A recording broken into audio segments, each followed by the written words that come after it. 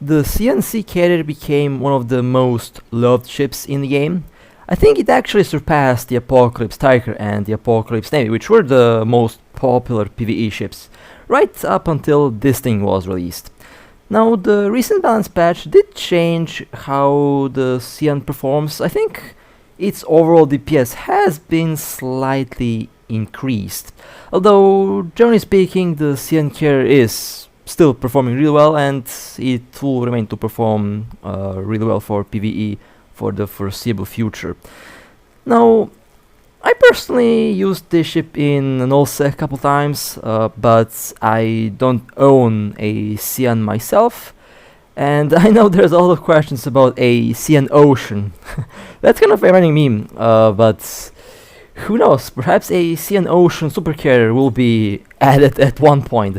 That would be quite hilarious. Now, the stats of this ship are still about the same. The Cyan carrier has a very nice roll bonus. It does have a missile and turret roll bonus, but it still relies mostly on fighters to get like 99% of its DPS. It has light fighters and also has a very nice bonus on shield boosters, and overall also has a very unique module. Basically a module that's only available to the Cyan carrier, which does cost quite a bit on the market right now. The Cyan is primarily a shield tank, although there are some builds where you can make a armor tank, although most, and I mean most, like 99% of Cyan carriers are for PvE.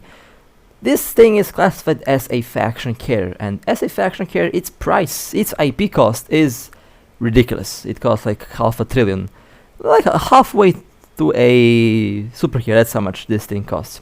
Now, this is the build that I have on it, 9.7 thousand DPS. Have some capital missile launchers, although you can basically use any other weapon that you like, but I personally prefer to use weapons that don't use capacitors, because in some cases you want to have capacitor for the tank.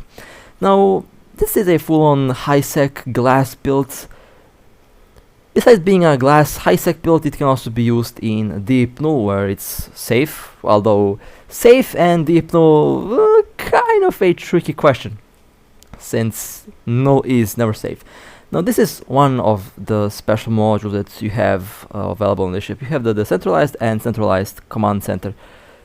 I picked this one because it does seem to give a bit more DPS on the light fighters, and it also seems to be giving a bit more tank.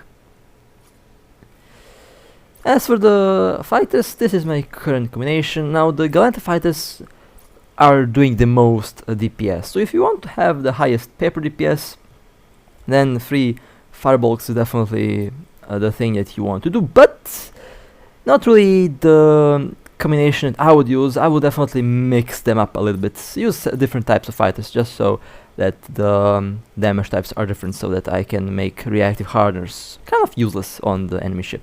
And here you can see the rest of the modules. Now, for some reason the nanocore seems to be a little bit bugged, and I have the, what was it called, blue and white core, which is I think the only nanocore available on the Cyan carrier, and it is gold, and I can't click on it because the game is bugged. Alright, fair enough. So it only has the primary attribute, haven't increased anything else basically, but it is a gold core. And yeah, there's only like one nanocore available on the Cyan carrier. Now, the rigs are classic DPS rigs. Drones, fighters, lightweight ships are one of the only weapon systems that can benefit from integrations from DPS, or well, not exactly DPS, but they can benefit from the integrations by combining a lot of different effects into one. Now, recently we have received a new implant, Aerospace Tactics. Now, on the test server, the implant is still not available, but we can take a look at the implant stats.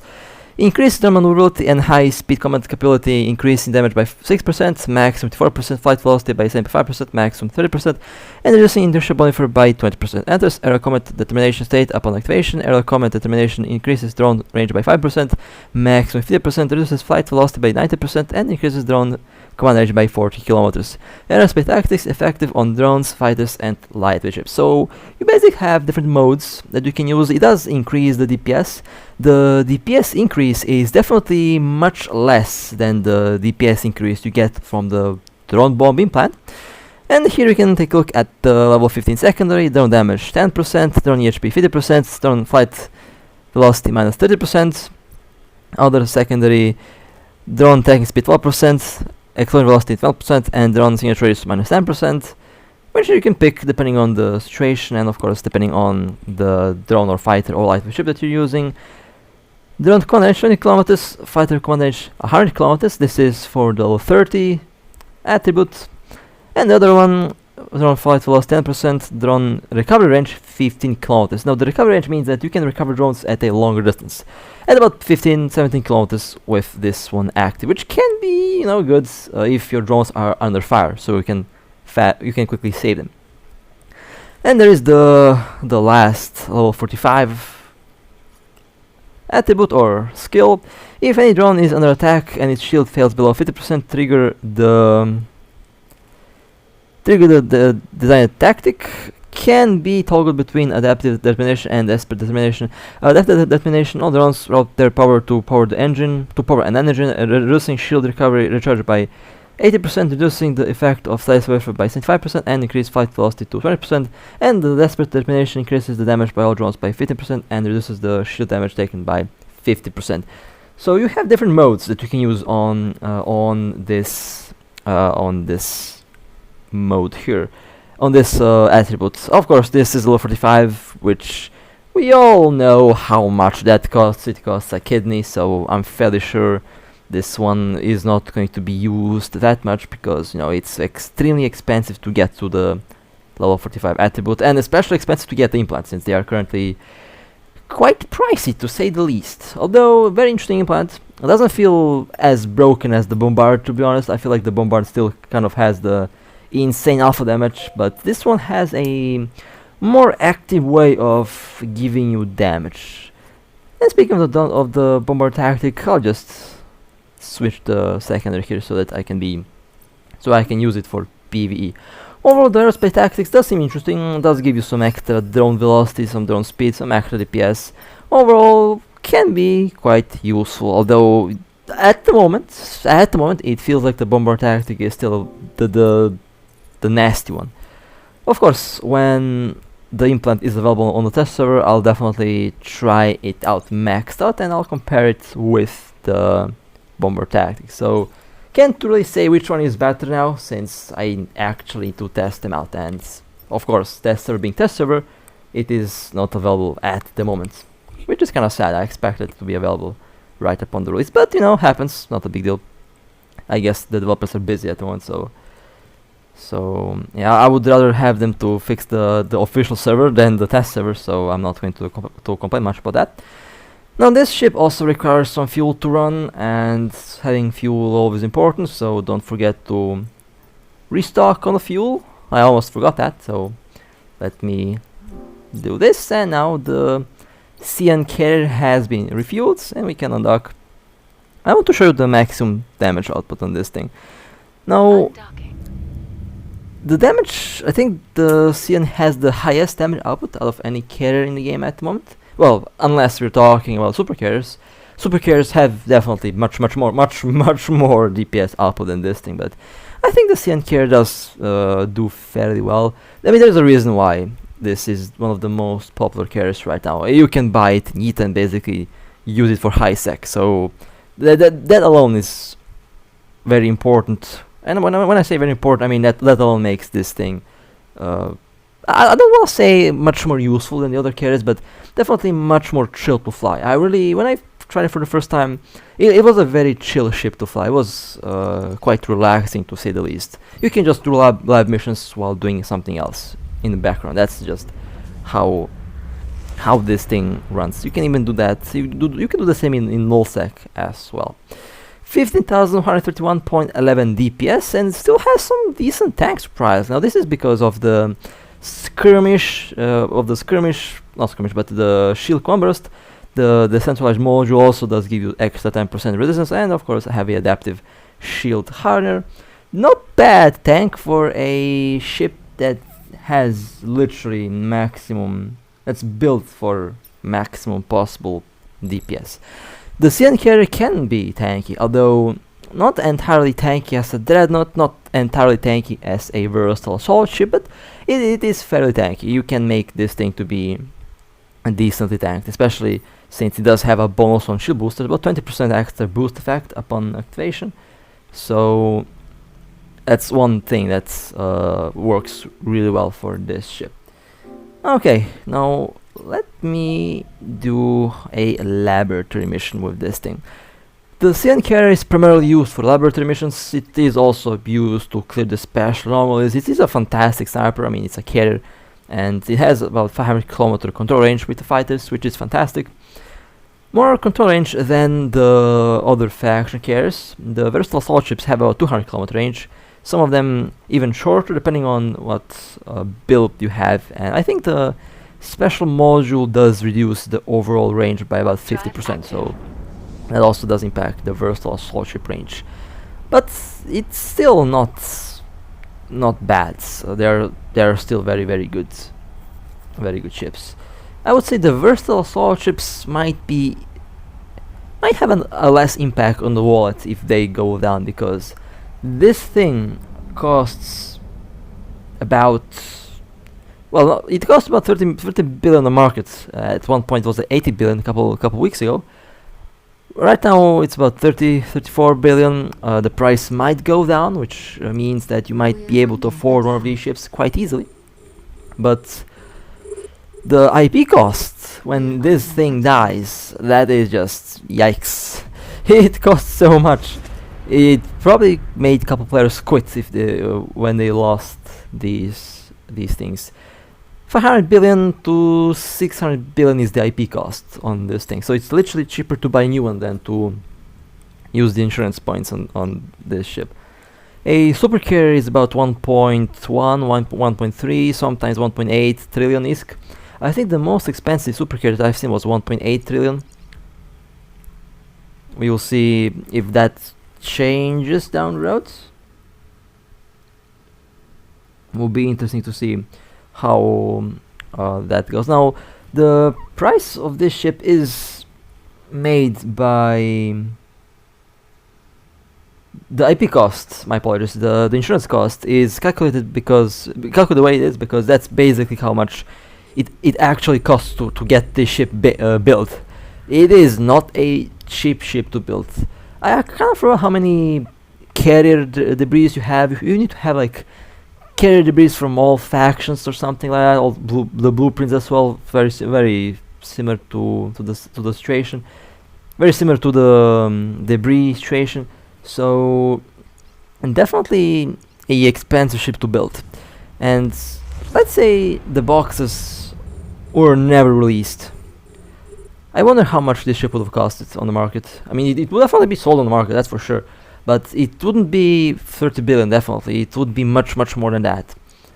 I would say it might as well be half a trillion if it were actually built from scratch. If there were no boxes, it would be much more expensive to use and of course to build.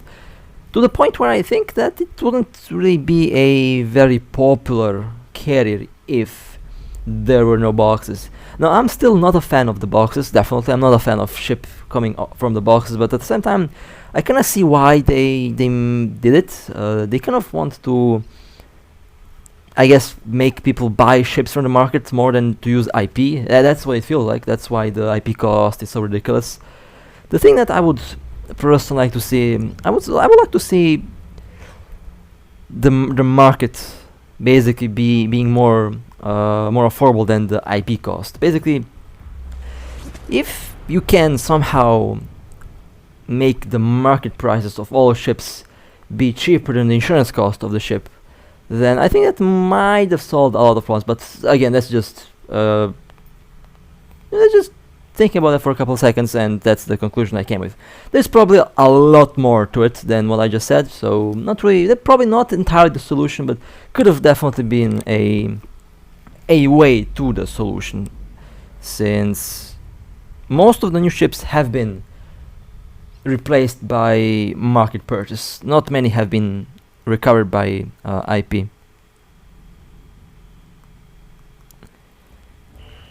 Most of them have been recovered by new purchase, since the IP cost is just ridiculous, way too much. Like, for example, I mean, I say way too much. It is really way too much. The faction, the new Navy frigates, 18 billion. The faction cruisers, 9 billion. Navy battleship about 15 billion, I think, or maybe more. So, yeah, market price, on average, Navy battleship 2.8 billion, a average Navy frigate about 150 billion, 150 billion, yeah, sure, 150 billion for sure, 150 million, and I think, what was it again, special cruiser about 600 million. So that's the market situation now. We will see what will happen with new ships. You know for a fact that they'll launch more ships, and hopefully I mean, I don't think that's, you know, necessarily going to happen, but hopefully the next ship release doesn't really involve boxes. And when I say that, I mean the super carriers haven't been available from the boxes, so they had to be built from scratch. But seems like the special ships that they're releasing are from boxes, which I hope that they stop releasing ships in the boxes. Would be definitely a nice change to just have the ship built from scratch. But the reason why they do that, they want to have these ships on the field like immediately, because they know that it will take time to build them. And I guess one way to motivate players to have these ships and to fly them is to get them with boxes, which not something I'm quite okay with, which is normal. I mean, I don't really like everything they do, of course, obviously, but I wish the boxes were going away. But we will see what will happen. I mean, I think there is still time until the next release of new ships. I've heard rumors about destroyers being the next. Not any destroyers, Tech 3 destroyers, since they're kind of the next special thing. I haven't really noticed any other special type of destroyer. I mean, there are special destroyers in EVE Online. Quite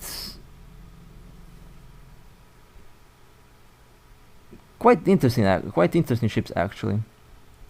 Quite interesting destroyers. But I'm not really sure if they'll make their way into the game. Maybe they will. We will see. All I know is that there is a good chance that the next ship release is new destroyers. Tech 3 destroyers most likely, although could have been something similar to Navy destroyers, although we already have navies, so maybe they will be buffed. I think that's one thing that can potentially happen. Navy destroyers might be buffed, which I'm okay with. They do need a buff, I would say, and if they end up being very interesting, I'll definitely fly them. Okay, sorry for the weird cut. I had to engage a vindicator in the background, so I had to fully focus on the game. So what was I talking about? I kind of forgot. Anyway, the CyanSea has been performing really well now. I mean, a lot of ships have been improved. Some of the implants have also been changed. They have changed the barrage implants a little bit. They improved the reloads of the ammo by 4 seconds, and I believe some of the other implants have been tweaked a little bit. I have no idea what they did with the bomber tactic implant. I think it is still the same, which is kind of fun. Maybe I am missing something. I don't know. Probably I'm missing something, to be honest, since the patch was huge, and there is probably things that I did forget. But so far, as already mentioned, the CyanSea has been performing really well. No complaints about the DPS on this thing.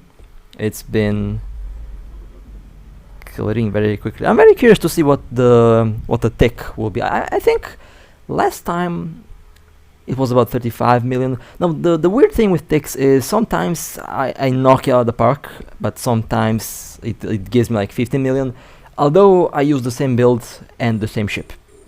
So it is kind of very, let's say, weird how the game calculates that. I think Some say that it might be bugged, but I also heard that every system has like its own time, and every system has like its own calculation or something like that, which is kind of weird. But at the same time, I can also kind of see why it is the way it is. But nonetheless, with this much DPS, the ticks will be very good. Now, the CN carrier is the only faction carrier right now that doesn't use lightweight ships. The other faction carriers have lightweight ships. The other faction carriers are also versatile assault ships. This is a normal faction carrier, which is interesting. Also, one of the things that made this thing kinda unique in its own way. Now, I have a very good feeling that the Marshal will be out.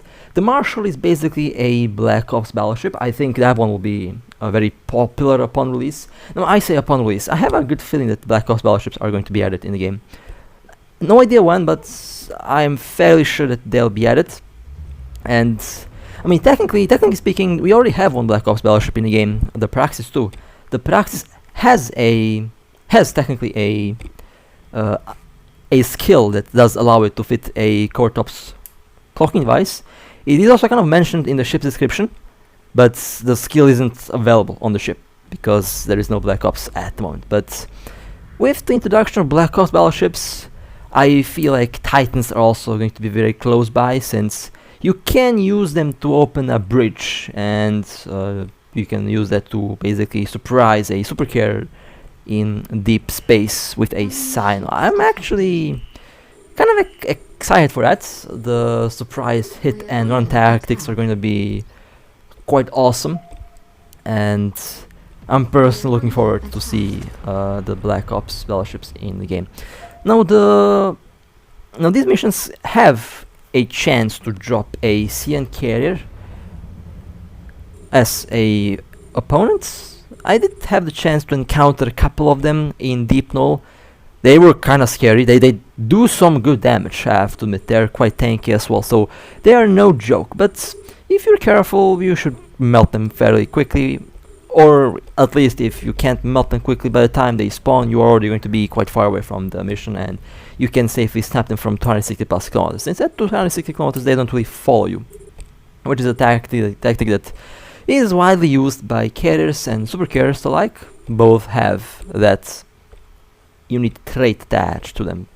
Not only specific for carriers, but it's literally like the easiest way to do the sniping with the carriers. But you can also do it with the other battleships, the Apocalypse, Striker, and alike, because you can build them to have very good range as well. But it takes long to clear, but you can build them to have good range. Now in high sec, I tried out both the Apocalypse Striker, I tried the CN carrier, I tried the Apocalypse Navy. You know, there are moments where I feel like the Apocalypse does clear faster. The CN carrier is still a carrier. It's big, it's slow. The advantage of the Apocalypse Navy or Striker is the fact that they're battleships, they're faster, they move fast. So you can technically move from point A to point B faster, but at the same time, in some cases, you can actually pull a better score with the carriers. It really does depend on the player's skill in the end. But with my skills, I found out that it is kind of 50-50, honestly. Sometimes it does do well, sometimes it doesn't. And I would say they're kind of almost on a equal footing. The reason why the CN carrier has so much advantage, you can just literally easily clear the laboratory missions, because you can snipe at 260 plus kilometers with the same DPS. With the Apocalypse and Apocalypse Navy Striker, you have to make sacrifices in DPS in order to achieve the same range. So I guess, you know, both have their ups and downs. On the other hand, the Apocalypse is much cheaper, so that's also one big plus for the battleship. I would rather have a Apocalypse Lost Mail than to have a CN carrier Lost Mail, because having a Lost Mail of this thing is going to haunt you until the end of the game, basically. So yeah, it is haunting to fly such a thing, and definitely haunting to fall asleep playing with a CN carrier. I mean, just look at how many of these ships have been destroyed. I know that I have received a lot of kill mails and lost mails from you guys, and I see a lot of sleeping ships just get torn to shreds by by the mission pirates. It is kind of funny because the main cause of death for the Cyan carrier is falling asleep, and I can see why. It is very relaxing to fly this ship. I fell asleep myself a couple times while flying this thing. Thankfully, I was far away from the mission, so I wasn't really in any danger. But yeah, they are quite relaxing to fly, and they can just do this. You can do this all day long with these ships. Literally AFK. Now, would I trust a AFK AI core? Nope. no, I wouldn't. I would probably just use it and do something else. Meanwhile, I just glance over the screen to see if the AI core is trying to kill me. So, if you do go with a AI core on this ship, then make sure that the AI works first before going full on AFK. I would say at first for the first month or so, just observe how it works. You can do something else on a PC, on a tablet, or on a different phone, but just keep an eye out on the AI, just to see if it wants to kill you. If the AI wants to kill you, then it will be time to not trust the AI now core. But yeah, they constantly do change the core. I don't know what the last thing is that they changed. I know that in one of the not recent updates, I think like a month or more passed, but they changed the AI core in such a way that for some reason it caused a lot of ships to die. Mostly because I think they added a lot more options that you can tweak out, and most players just had everything set by default, which automatically means that it wouldn't end well, because usually ships with AI cores are snipers. Very rarely I've seen brawlers. Usually I see long-range snipers with orbits at 100 kilometers, which is, I would say, fine, since that's basically one of the more popular builds for high-sec PvE snipers. Even for null-sec, you use a lot of snipers as well. But in my case, I actually, as you could see from my previous videos, I do use the Megatron Navy quite often. I use the Rock quite often as well, and they are built to be brawlers primarily, and it does work really well. It does clear faster, but it's kind of risky in a way. Definitely not something that you should do completely AFK. For AFK, long range is definitely, I would say, safer. At least that's how it feels based on my experience. Of course, in the end, I know that we're all different players. Some of you prefer brawling, some of you prefer long range, and that's fine. In the end, I say pick the range option that you like the most. Pick the weapon systems that you like the most. Every weapon system has its own advantage and disadvantage. There is no ultimate weapon, to be honest. Everything has ups and downs, so it is important to pick the weapon and ship that you personally enjoy to fly. Yeah, after all, it's a game, and games are meant to be fun. So play what makes you feel fun. What makes you feel the game being fun. And of course, you can do PvE, PvP, mining. Mining actually became quite good recently, since the last change of removing the loot from some of the high tier anomalies. Now mining might be, I mean, that's a good change, good step in the right direction. I would change that more to make mining more profitable, so that miners have something to do, and just to make mining more profitable, since I know that mining isn't really something that was quite rewarding for a while. Although it is rewarding if you know what you're doing, but it is, can be quite boring in some cases. Now, hopefully the prices do get increased for the minerals, and definitely a good step in the right direction for mining ships. And well, we are slowly finishing up with this mission. The Cyan carrier unfortunately didn't spawn, which is kind of sad. I expected to see a Cyan carrier spawn. I was very curious to see how much damage I would take from these things, but I guess maybe next time. I don't know. I still have to test out the new fighters. I'm going to do that. Don't worry. I know I have been seeing requests to test out the new fighters and new drones. I'll do that. The thing is, they're currently not really available on the test servers, so that is kind of sad. They haven't really updated everything that's been added to the game for the last couple weeks. So the moment they are available, I will definitely check all of the new things out, and I'll be checking out all of the ships. Have to check out the versatile solar ships again, because they have been buffed. They have increased their hit points, they have increased their tank, and overall they have received a new bonus. So I'm very curious to see how they'll perform now, and in order to do that I have to get the update on the test server, which did not happen yet. Maybe next week, maybe the week after, I don't know, but the second it is available I'll definitely go and record that, because I think it's very interesting to see the changes done on these ships. Anyway, this was the Cyan Carrier, and this thing rocks. I mean, I have no complaints about the Cyan Carrier. This thing is awesome. It does feel weird. Does look like a very weird boat. It looks literally like a carrier. I mean, it is a carrier, so yeah, kind of. Yeah, I see why the design can be questionable, but honestly, I don't really mind it. It's a CONCORD carrier. It has, I guess, its own charm. Maybe it will be changed down the road. Like a couple months ago, back on June or July, I've heard that they will change the build, the appearance of the Cyan Carrier to match something different, and kind of excited to see how they change this thing, if they do change, of course. But in any case, hope you guys enjoyed this little run with the Cyan Carrier. Again, this is a very interesting ship. Overall, one of the only carriers, well, the only carrier you can actually buy in Yita. 48 million tick. There you go, not bad, pretty good. Could probably be a lot more if I was doing something different, like a let's say special anomaly or something similar. But you know, it's still pretty good risk reward from this thing overall. I am definitely not going to complain about that. So with that being said, hope you guys enjoyed.